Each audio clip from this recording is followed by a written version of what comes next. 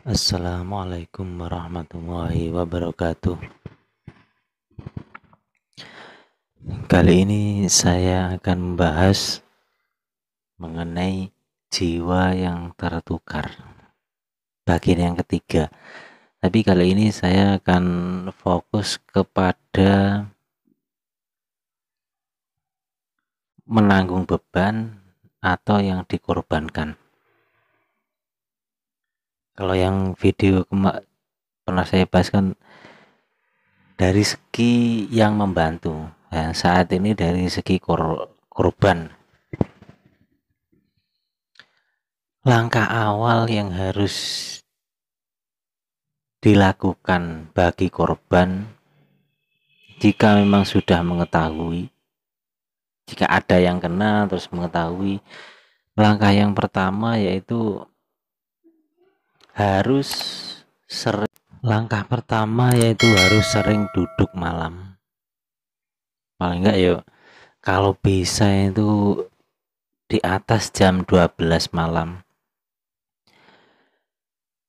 Itu kalau bisa, kalau nggak bisa ya sesempatnya lah.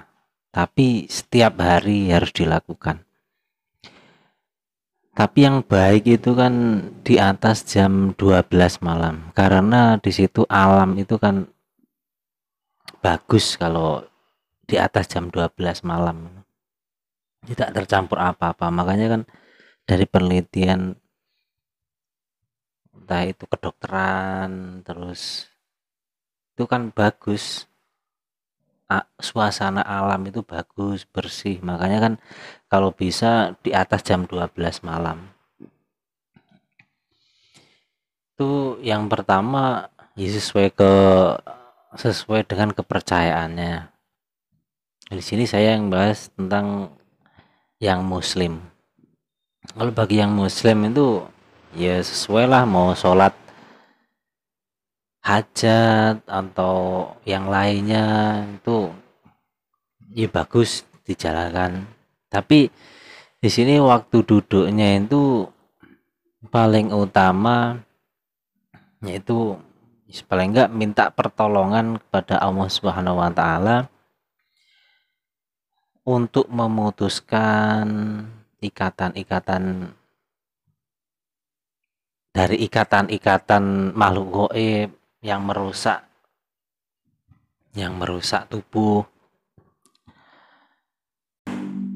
ikatan-ikatan yang tanpa diketahui itu minta diputuskan, terus minta pertolongan itu.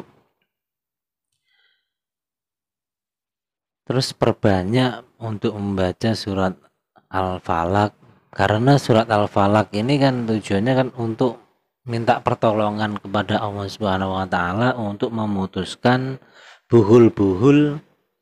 Itu kan bisa dikatakan kan ikatan-ikatan dari makhluk yang tidak kelihatan. Tuh, diperbanyak membaca itu. Terus membaca surat An-Nas, minta pertolongan kepada Allah Subhanahu wa taala untuk perlindungan dari kejahatan makhluk yang tidak terlihat. Terus selanjutnya pokoknya sering baca itu, terus minta pertolongan jika memang harus diselesaikan, misalkan diputuskan lah apakah harus melalui orang lain atau harus melalui diri sendiri yang memutuskannya. Soalnya kan ini kaitannya kan dengan jiwa. Makanya harus sering duduk malam itu kan salah satu tujuannya kan untuk menghidupkan jiwa. Tujuan salah satunya kan itu. Saya sering berzikir. Tapi untuk berzikir ya emang belajar khusyuk. Makanya tanpa harus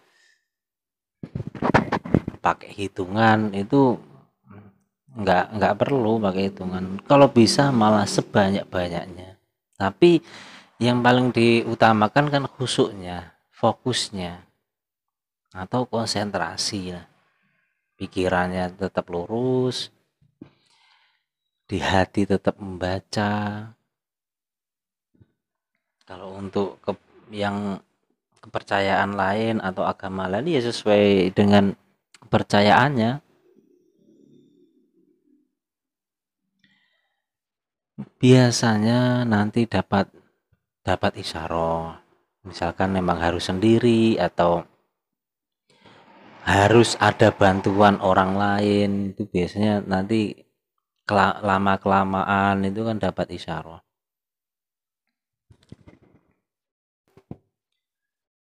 Dan untuk yang jadi korban ini ya, kalau sudah masuk, misalkan pengen memutuskannya lah, mulai diawali dengan harus setiap hari duduk malam atau sesenggang waktunya lah. Ketika sudah mulai itu jangan sampai putus, karena kalau putus, kalau mengabaikan, misalkan seminggu dijalankan terus, habis itu malas nggak melakukan, itu malah akibatnya nggak baik, malah buruk. Itu yang perlu diketahui untuk yang jadi korbannya. Makanya melakukannya ya memang harus setiap hari. Dan kalau sekali masuk jangan sampai putus asa atau berhenti di tengah-tengah, itu malah bukan membawa kebaikan tapi malah membawa keburukan.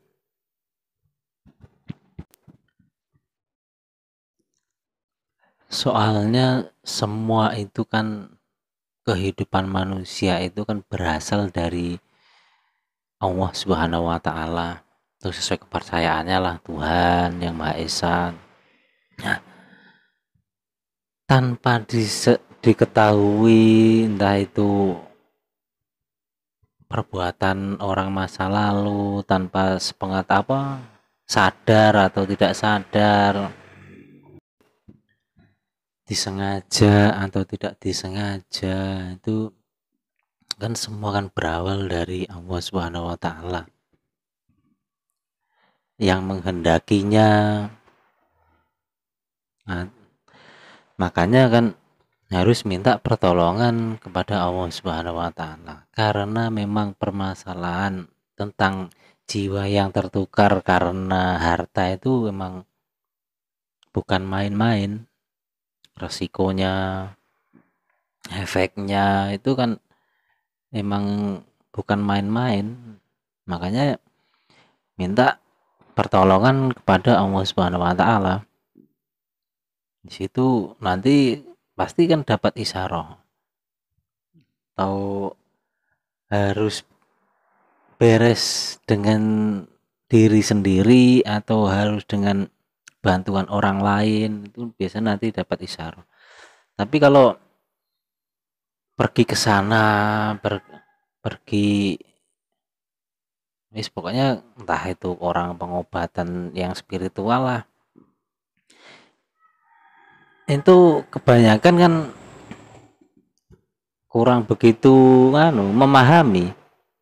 Paling ya dikasih cuman sehari dibantu sudah, itu bukan membawa kebaikan, malah membawa keburukan. Soalnya memutuskan dari ikatan-ikatan makhluk gaib itu, khususnya yang jiwa tertukar oleh karena harta, itu tiap hari harus dikerjakan. Nggak bisa datang terus sudah, datang sudah, itu nggak bisa. Makanya kan banyak orang yang kena sakit yang nggak kelihatan sampai bertahun-tahun, kesana kesini nggak sembuh. Itu kan sebenarnya ya kemungkinan orang yang didatangin itu sebenarnya tahu, cuman dia tidak mau menjelaskannya. Karena yang paling banyak itu tempat tinggal makhluk-makhluk itu yang sering yang paling banyak itu di tempat yang sensitif. Di tempat-tempat yang sensitif. Jadi orang yang ingin membantu ya ya mungkin mau ngomong juga nggak enak. Soalnya ya tempatnya ya tempat-tempat sensitif. Dan jaraknya juga kan memang butuhkan waktu yang lama untuk memutuskan itu. Kan bukan hanya memutuskan, habis itu membuang, terus mengembalikan jiwa-jiwanya itu. Ini kan lama. Ya mungkin datang ke tempat ke orang, ya mungkin yang nggak tahu jujur atau enggak, cuma dikasih air. Itu sebenarnya kan nggak baik. Maka dari itu untuk yang korban itu ya emang harus diawali dengan dirinya sendiri. Minta pertolongan kepada Allah Subhanahu wa taala untuk memutuskannya, minta petunjuk. Itu yang perlu dilakukan untuk korbannya itu.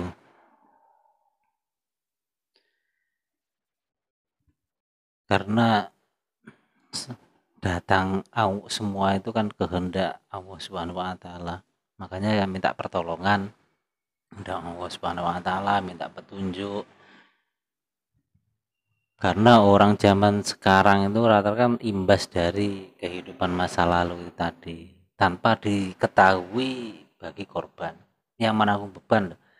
Kalau untuk korban sendiri yang dikorbankan atau tumbal itu ya memang sama-sama tidak mengetahui, makanya ya tetap minta pertolongan kepada Allah Subhanahu wa taala atau sesuai lah dengan kepercayaannya Tuhan yang Maha Esa, atau yang penting intinya itu tadi, minta pertolongan untuk memutuskannya.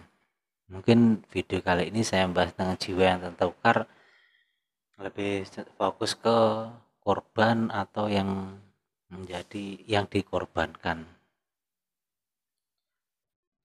Kalau yang kurang jelas bisa komentar di bawah. Dan video kali ini sekian. Terima kasih.